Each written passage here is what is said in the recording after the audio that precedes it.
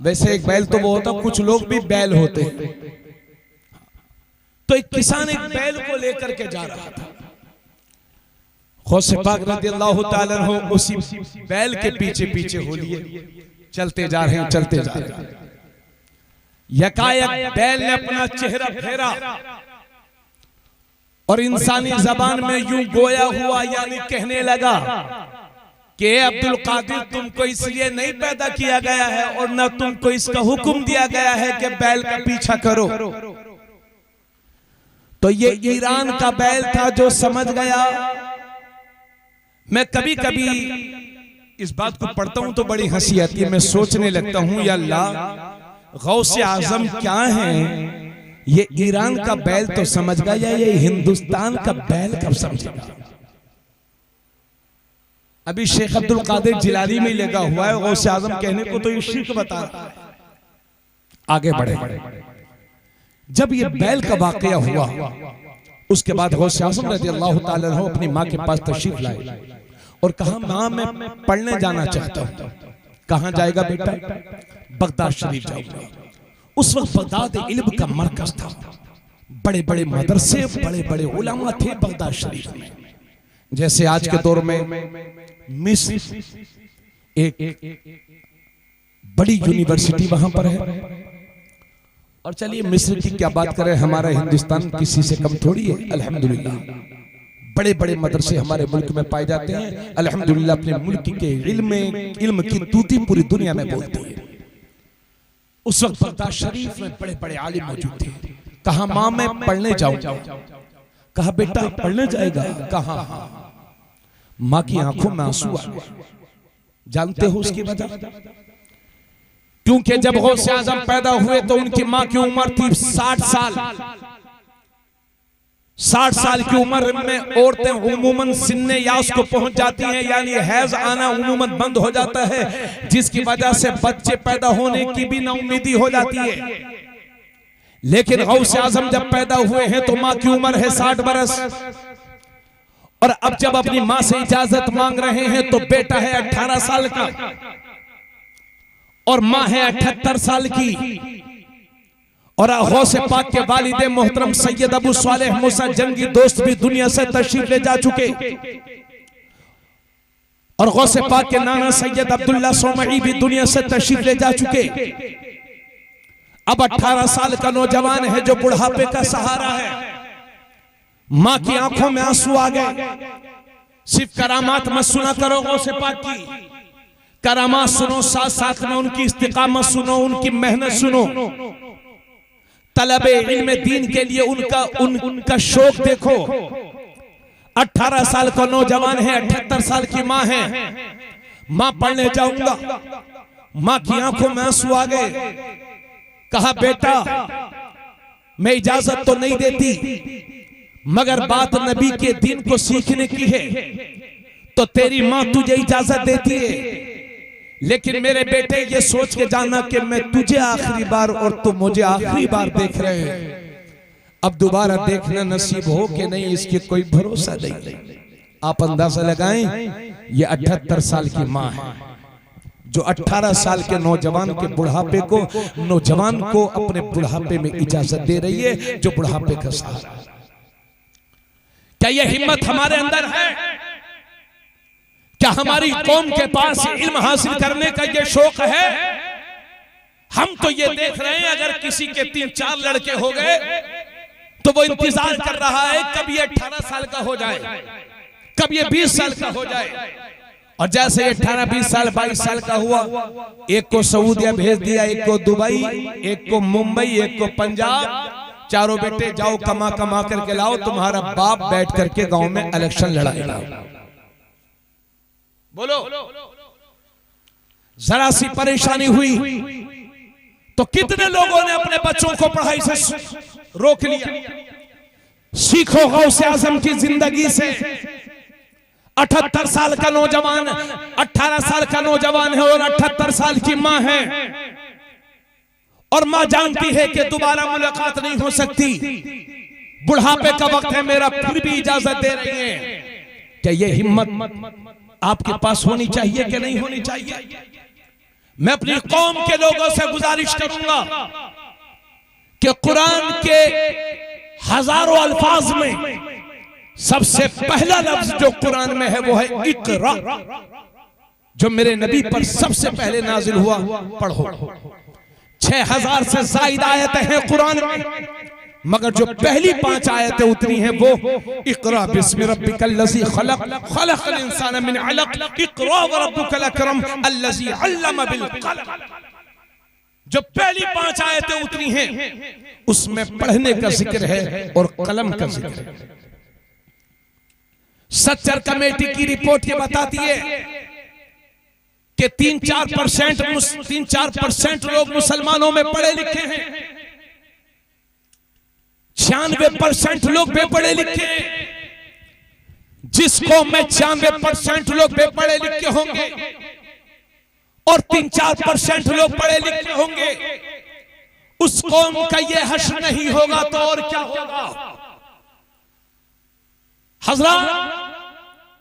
और ये भी याद रखो, आने वाला वक्त जिहालत का वक्त नहीं है, आने वाला वक्त इल्म का वक्त है।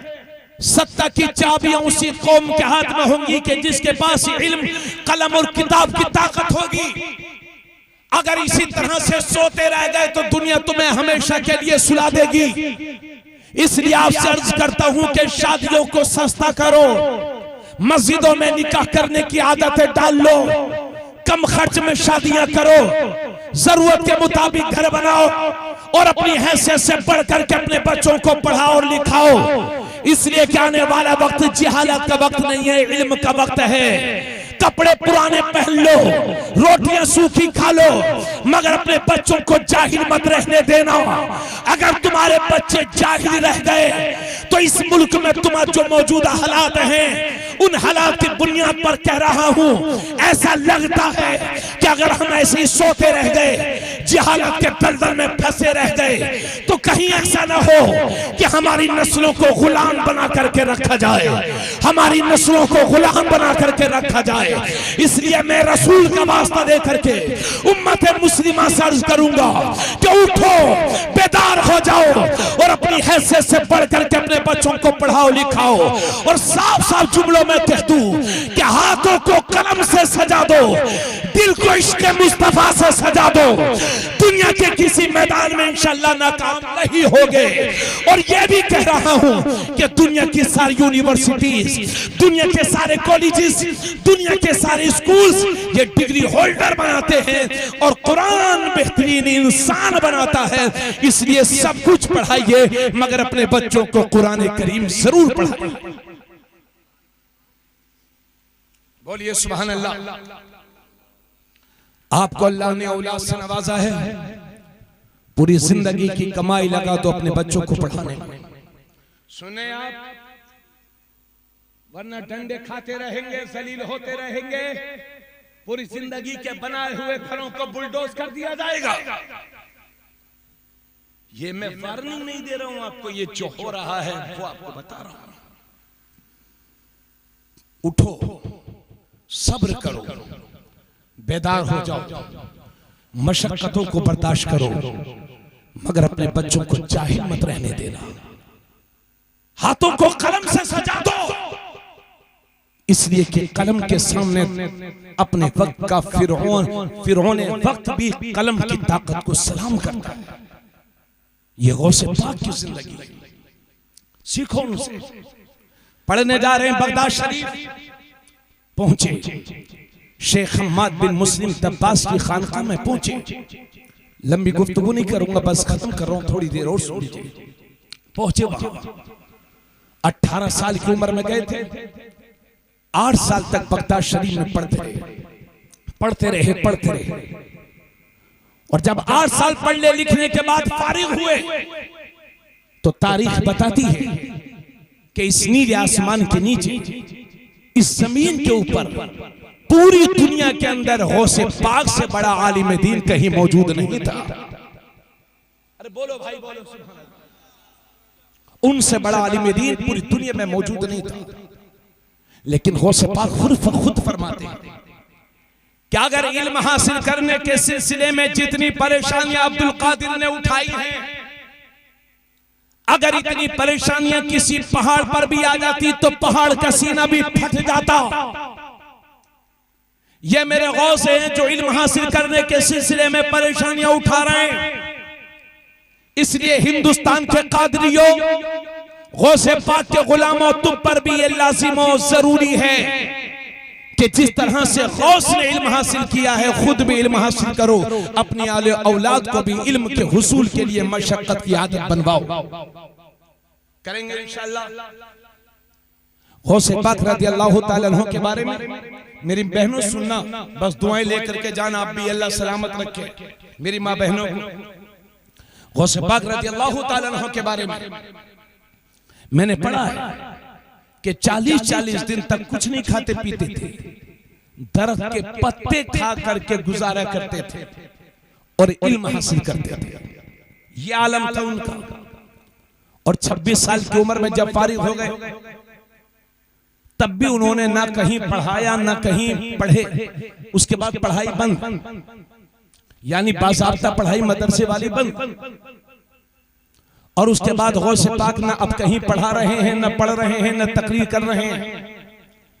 25 साल तक बगदाद शरीफ के जंगलों में टहलते रहे, अल्लाह अल्लाह करते रहे। मेरे गौस फरमाते हैं कि इन 25 सालों की मुद्दत में लोग ना मुझे पहचानते थे ना मैं लोगों को पहचानता था। ऐसे गुजरे 25 साल, उम्र हो गई 51 साल, अब भी तकरीर नहीं करते थे, न कहीं पढ़ते थे, न पढ़ाते थे, न तकरीर करते थे। लेकिन 16 शव्वाल मुकर्रम 521 हिजरी मंगल के दिन जोहर की नमाज से पहले मेरे गौस सो रहे हैं, आराम फरमा रहे हैं। किस्मत बेदार हुई, ख्वाब में मेरे नबी तशरीफ लाए। थोड़ा बोलो यार। बुखारी शरीफ में है कि जिसने ख्वाब में, हुजूर फरमाते हैं, जिसने ख्वाब में मुझे देखा उसने सच देखा, बाकी मेरे सिवा शैतान किसी की भी शक्ल इख्तियार कर सकता है। वो लोग खुशनसीब हैं जिन्होंने ख्वाब में हुजूर को देखा है, खुशनसीब हैं वो। अगर हुजूर को देखा तो समझ लो वो हुजूर ही है।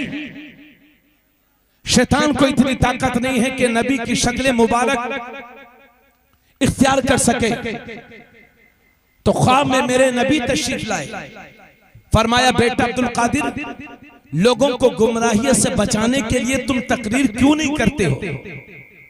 तो गौसे पाक रज़ी अल्लाह ताला अन्हु अर्ज करते हैं, या रसूल अल्लाह, मैं अजमी हूं और ये इराक के फुसहा बुलगा लोग, अरबी फसीहो बलीग अरबी बोलने वाले लोग, ये मेरी अजमी की तकरीर को कैसे सुनेंगे? आका करीम सल्लल्लाहु अलैहि वसल्लम ने फरमाया, अब्दुल कादिर मायूस न हो, जरा मुंह को खोल। अब मेरे गौस अपने, आप भी जरा मुंह को खोल लीजिए कुछ। अब मेरे गौस अपना मुंह खोलते हैं और मेरा नबी अपना लुआबे दहन दे रहा है। सुभान अल्लाह, एक बार कहिए सुभान अल्लाह। लुआबे दहन का मतलब समझ गए, थूक शरीफ, लुआबे दहन। अब मेरे नबी अपना लुआब शरीफ दे रहे हैं। एक बार कहिए सुभान अल्लाह, 2 बार, 3 बार, 4 बार, 5 बार, 6 बार, 7 बार। वो लुआब कि मेरे नबी अरब के किसी खारी कुएं में डाल दें तो उस कुएं का पानी हमेशा के लिए मीठा हो जाए। वो लुआब कि मौला अली की दुखती ही आंखों पर एक बार लगा दे तो जिंदगी में दोबारा कभी आंखों की तकलीफ ना हो।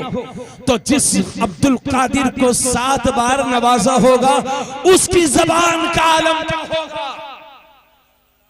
कितनी बार दिया लुआब शरीफ। मजे वाली बात है यार, सुनो मोहब्बत के साथ, बस खत्म कर रहे हैं, परेशान ना हो आप।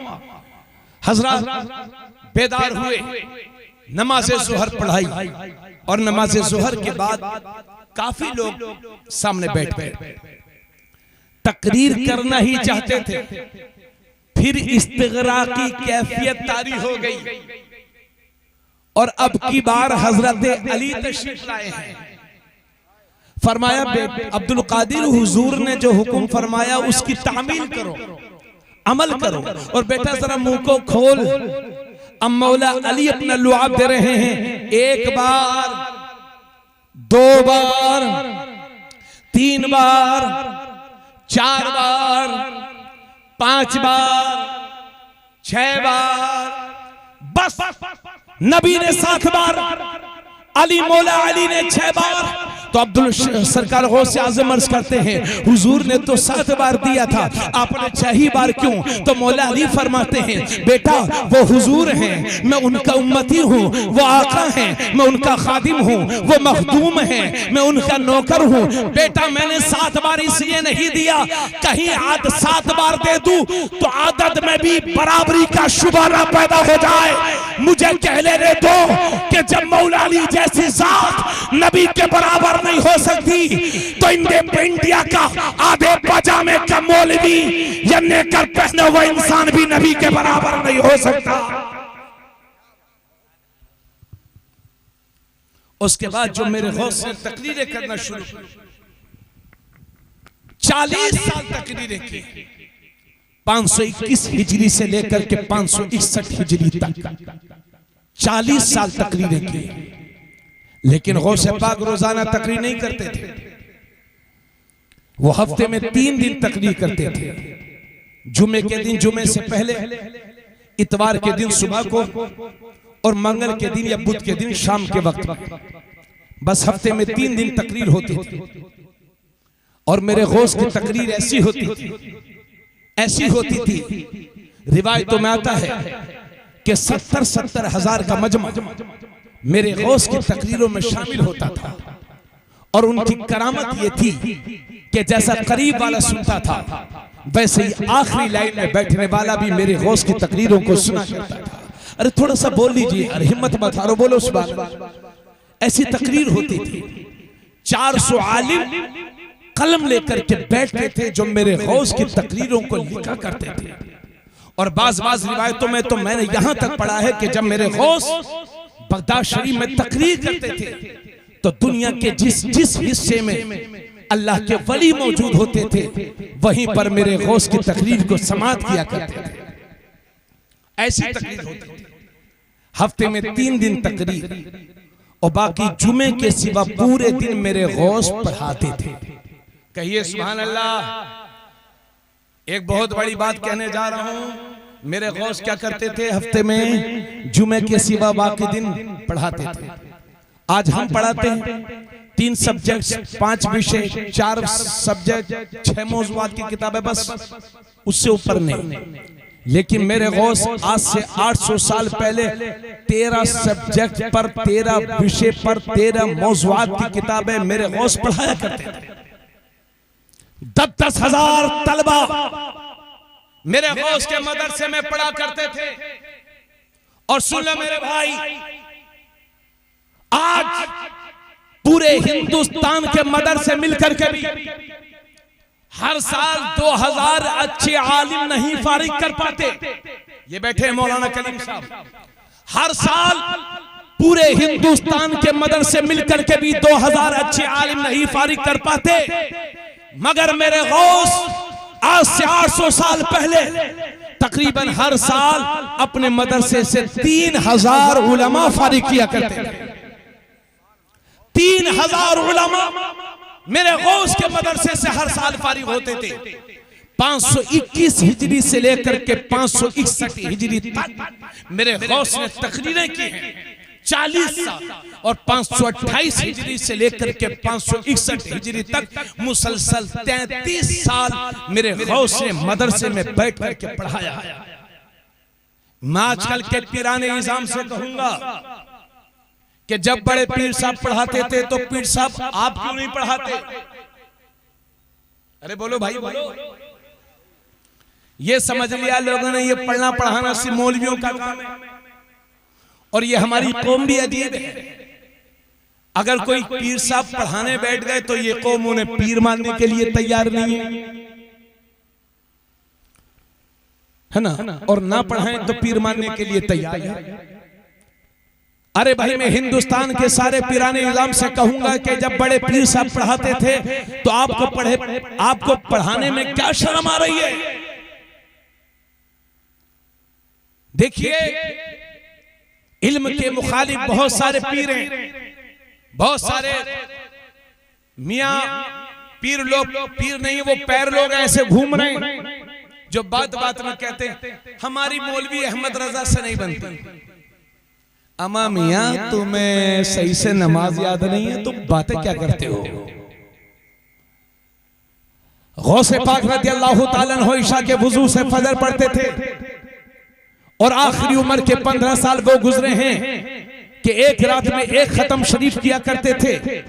वो इतना पढ़ाते थे फिर भी इबादत इतनी, और आप कहते हो कि हम तरीकत वाले हैं, मौलवी शरीयत वाले हैं, हम तो इबादत करेंगे ही नहीं, हम पर नमाज रोजा हमसे सब उठ गया है। इस तरह के पीर जो ये कहते हैं कि हम तरीकत वाले हैं, हमें नमाज रोजे ज़कात की जरूरत नहीं है, इस तरह के पीर पीर नहीं है। हिंदुस्तान के ऐसे सारे पीर जाहिल, गवार, बेवकूफ हैं, वो बैत करने के लायक नहीं है। अगर मौका मिल जाए तो उनकी सर्विस भी कर दीजिए।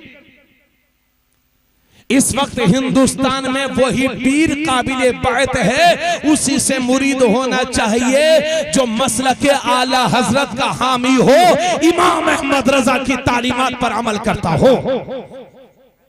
और हम हर उस पीर की इज्जत करेंगे जिसका या तो वो पढ़ाता हो, ठीक है, या वो पढ़ाता हो या वो पढ़ाते ना हो, मगर उनका अपना मदरसा हो ताकि वहां से आलिम फारिग हो।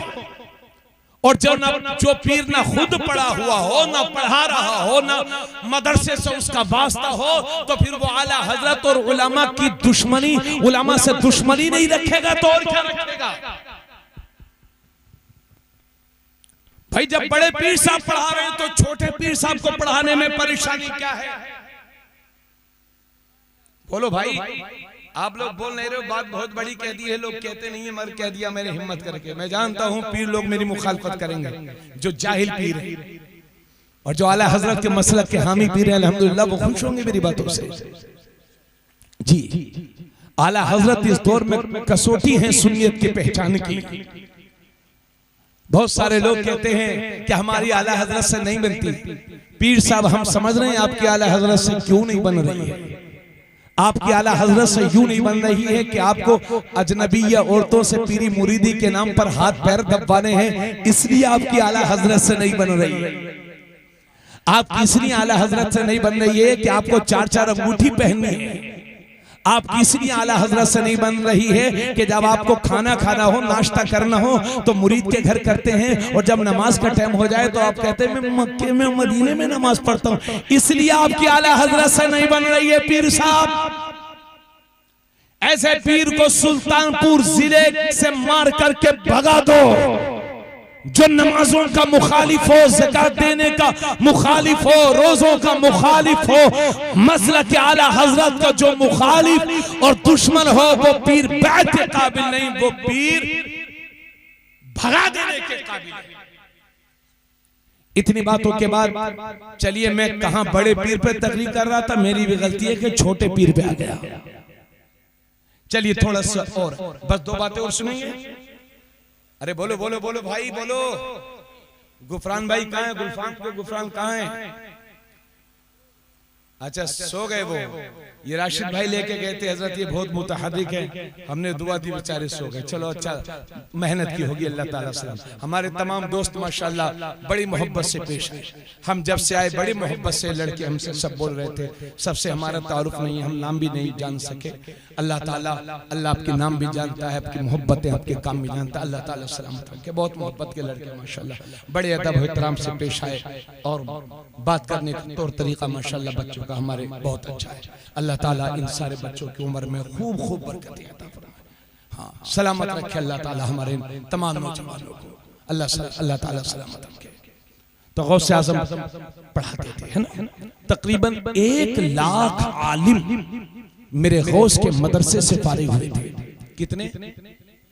1 लाख। आजकल किसी के 500 आलिम शागिर्द हो जाते हैं तो पूरे दूसरों का जीना हराम कर देता है। अरे मैं हिंदुस्तान का सबसे बड़ा मौलाना हूं। मेरे गौस के तकरीबन 1 लाख के करीब शागिर्द आलिम थे। सुभान अल्लाह। और आलिम भी हम जैसे नहीं थे, टॉप क्लास के आलिम, मुखलिस आलिम। अल्लाह, ये उन्हीं 1 लाख उलामा की खिदमत दीन का नतीजा है जो सुल्तानपुर की मस्जिदों के मीनारों से सदाई अल्लाह पर आ रही है। गौसे पाक ने जो दीन में कमजोरी आ रही थी, उस कमजोरी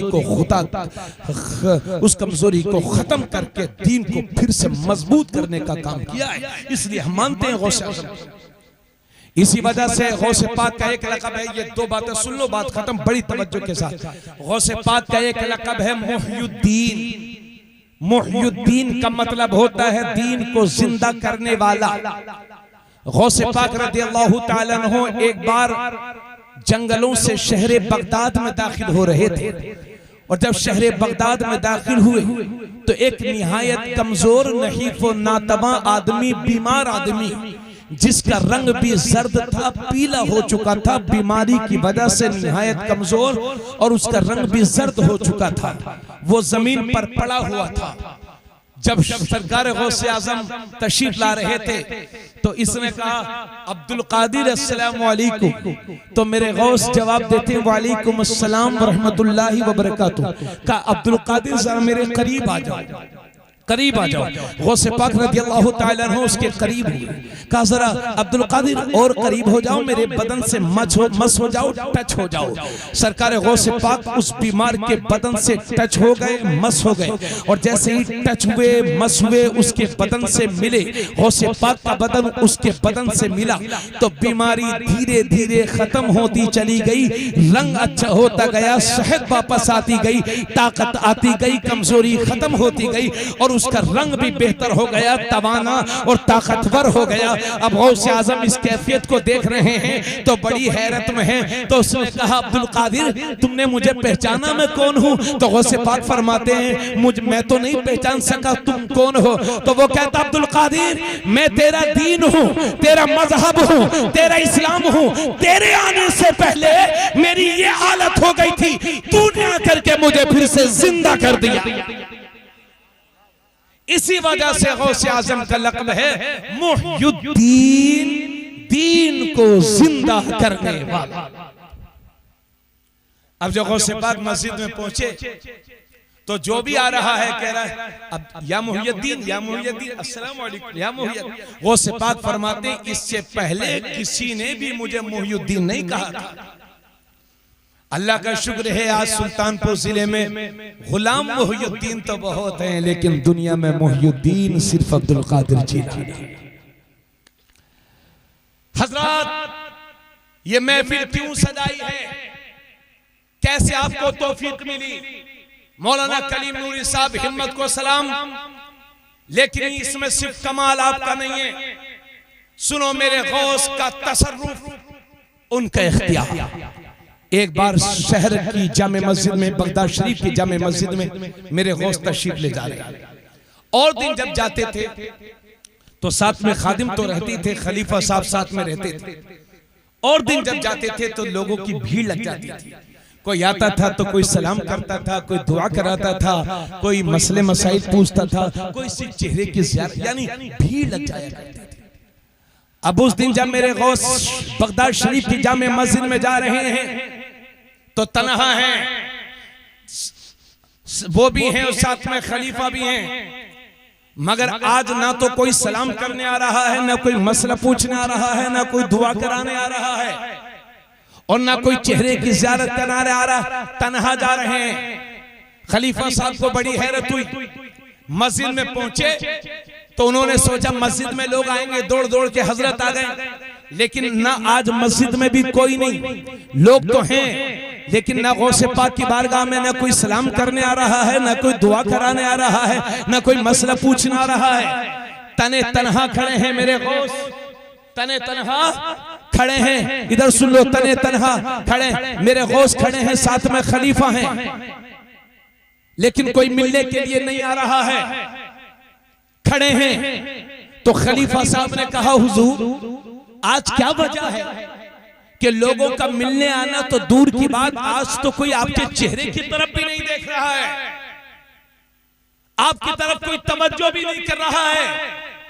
तो मेरे गौस मुस्कुराए और जब मुस्कुराए तो अब दीवानों की मस्तानों का आना जाना शुरू हुआ।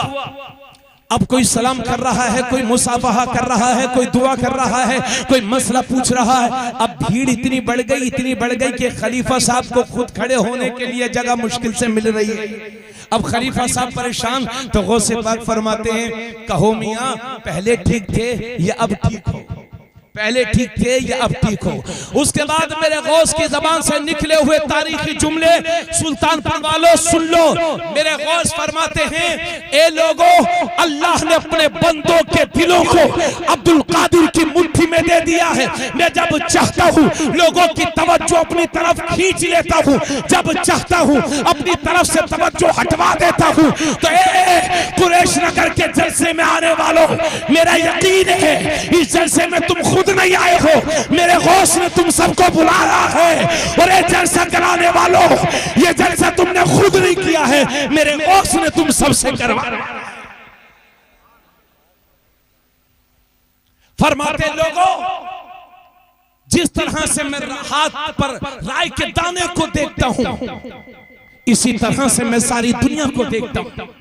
फरमाते हैं मेरे गौस के लोगों, अगर मेरी जबान पर शरीयत की लगाम ना होती तो मैं तुम्हें यह भी बताता कि घर से क्या खा करके आए हो, क्या पी करके आए हो। फरमाते हैं लोगों, जिस तरह से ये आसमान जमीन पर साया किए हुए है, इसी तरह से अब्दुल कादिर का यह हाथ अपने हरमाने वाले के सर पर है। सुभान अल्लाह, सुभान अल्लाह। मेरे गौस फरमाते हैं, अगर कोई मुझे मशरिक में पुकारे और मैं पश्चिम में हूं तो अपने पुकारने वाले की मदद किया करता हूं। मेरे गौस फरमाते हैं, मेरा अल्लाह से ये वादा है कि जब तक मेरा चाहने वाला, मेरा मुरीद तौबा नहीं कर लेगा, अल्लाह उसे मौत नहीं अता फरमाएगा। मेरे गौस फरमाते हैं, अगर मेरा चाहने वाला कोई जहन्नम में भी चला जाएगा तो अब्दुल कादिर का ये हाथ उसे जहन्नम से निकाल करके पार कर दे। ये है उनका जलवा। सुन लिया आपने? अब देखिए, तकरीर पूरी हो गई, बड़ी मोहब्बतों के साथ आपने सुना। अल्लाह ताला सलामत रखे। हमारे मौलाना कलीम साहब ने दावत दी, हाजिर